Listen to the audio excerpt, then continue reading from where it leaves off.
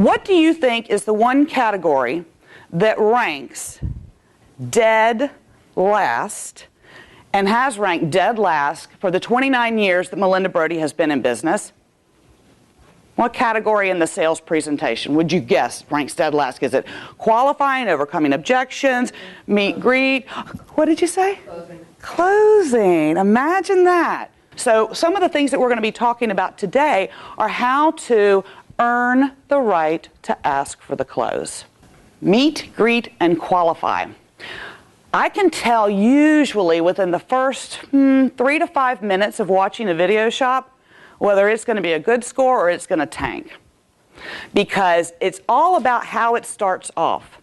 It's all about that first couple of minutes of developing rapport. It kind of sets the stage, you know what I'm saying? 85% of people start their home search online, right?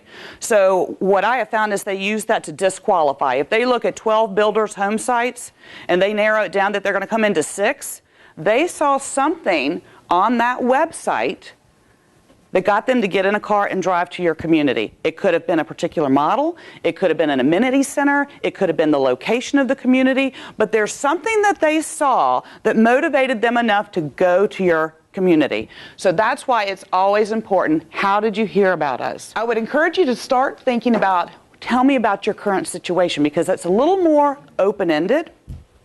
And it'll allow you to start getting the information from your prospects that you need to craft your presentation. We know if they're walking into our model center that they're looking for a new home, but it's that next layer. I'm downsizing. I'm getting a divorce. I'm being relocated. My kids have gone to college. I need smaller space. This allows you to get, okay, we know you're looking for a home. Why? Now it's time to set the stage. It's showtime. Now, this is where I'm talking about where we introduce the close. This is where we're saying, wonderful, Dwainers, I understand your current situation, and let me explain to you how we're going to spend our time together today. How much time do you have to spend with me, by the way, Dwainers? 30 minutes.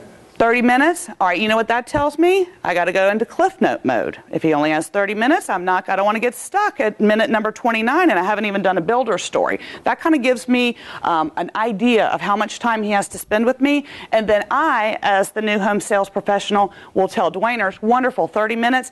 If it's all right with you, here's what I'd like to do during that 30 minutes. Here's where you tee it up. Here's where you talk about, I'm going to ask you some questions so that we can make the best use of our time together, and I can show you things that are things that you're interested in seeing.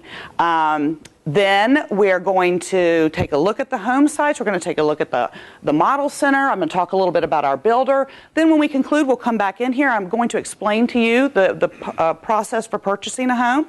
Would you be in the position to move forward today if we find the home that works for you, Dwainers? I'm still kind of looking around. Still kind of looking around? Got a time frame or anything on that? I'm still got a house to sell. Okay, wonderful. You remember the part in Forrest Gump where the mom says, life is like a box of chocolates, Forrest. You never know what you're going to get. Remember that line? And isn't it true? Have you ever gotten one of those Hallmark samplers and it's all chocolatey and you want to take a big bite and then it's like the orange marmalade on the inside and you like throw it down? Or it's the coconut on the inside and you throw it down?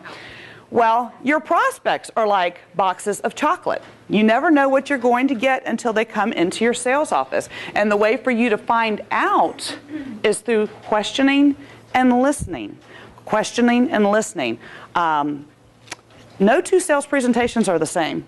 No two sales presentations are the same. Good chocolate, right? It was made here in Daytona Beach. So it's up to you to find out what's on the inside of that chocolate. What's important to you? What's important to you in your new home, Tom?